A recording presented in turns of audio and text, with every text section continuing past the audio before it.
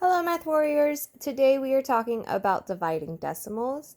Just a quick division vocabulary. The number that we see in a written out dividing math sentence, our first number is called the dividend. The second number, what we're dividing by, is called the divisor. And then the answer to all division questions is called the quotient. We could see it written out long ways, or this is how we tend to do it when we long divide. The divisor goes outside of the house, the dividend goes inside of the house, and then the quotient is up top. The rules for dividing decimals. Feel free to pause the video to write down the rules in your notebook. Rule number 1 is we loop the decimal to the right in the divisor to create a whole number. So we move the decimal in the divisor to the right to create a whole number. We then move the decimal the same number of times in the dividend. The third rule is to move the decimal up after we've moved it in the dividend to put it in the quotient. So what does that look like? We have 4.32 divided by 0.96. As we said, 4.32 is called the dividend, so that is going to go inside of our division house. Okay? 0.96 was the divisor, so that is going to go outside because that is what we are dividing by. Rule number 1 says to move the decimal to the right to create a whole number.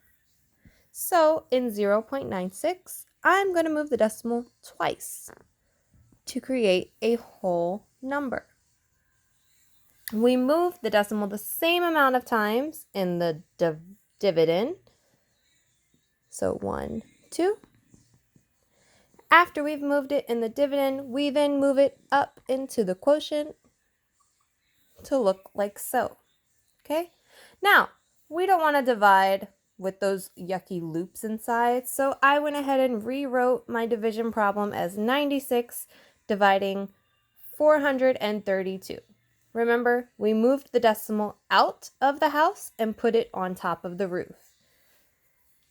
So then we're going to divide as normal. So I don't know my division of my multiplications of 96, so feel free to make yourself some workspace.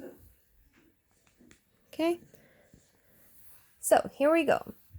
96 cannot go into 4. 96 cannot go into 43. But 96 can go into 432. How many times? Let's check it out. So let's do 96 times 2. See what we get. 2 times 6 is 12. 2 times 9 is 18. Plus 1 gives us 192. 96. We don't want that number, right? We want 432. So 96, or close to it.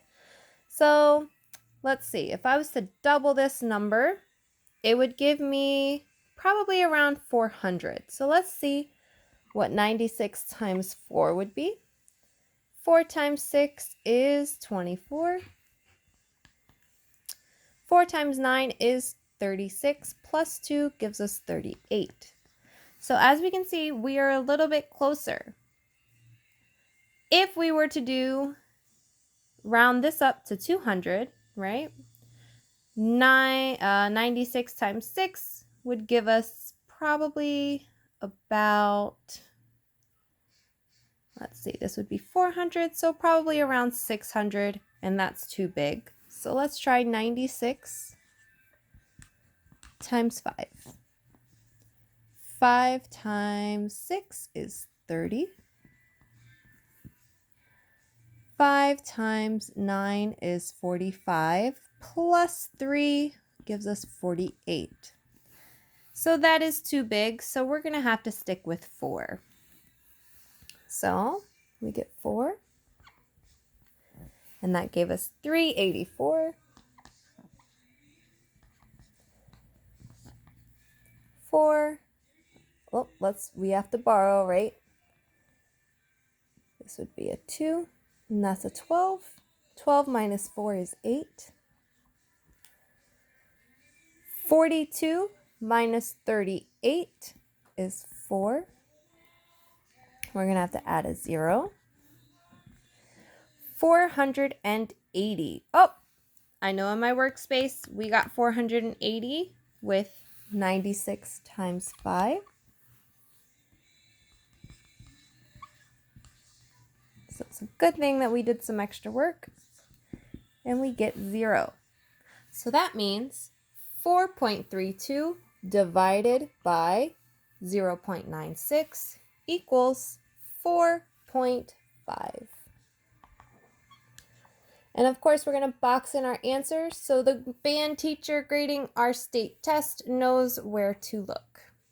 Once again, feel free to pause the video to create your notebook. And here's a good visual if you would like. Have a great day, guys.